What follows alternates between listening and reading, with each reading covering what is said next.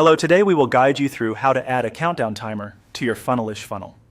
To begin, open Funnelish and go to the Get Started page. This is where you can access available funnel templates and quickly set up the foundation you want to work from. If you are following along inside your own account, make sure you are on the correct workspace before moving ahead. Once you are on the Get Started page, click on the sample template.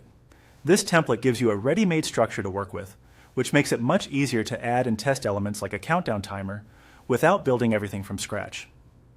Using a template is especially helpful if you want to move quickly and see how the timer fits into an existing page layout. After selecting the sample template, click Use Template. This tells Funnelish to load that template into your funnel so you can start customizing it.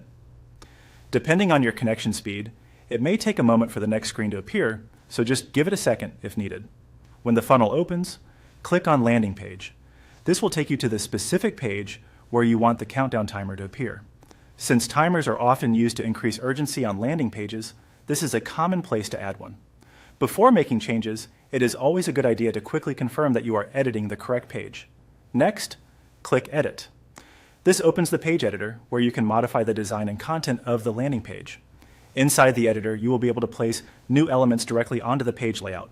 If the editor takes a moment to load, just wait until all sections are fully visible so you can work smoothly. Now scroll down and look for the timer element. In most page builders, elements are grouped in a sidebar or panel, and the timer option may be a little farther down the list. Take your time here and make sure you have found the correct element before dragging it in. Once you find it, drag and drop the timer onto the form area of the page. As you place it, try to position it where visitors can easily notice it without disrupting the rest of the form layout. A countdown timer usually works best when it is visible and close to the call to action, since that helps reinforce urgency and encourages quicker action. And that's it.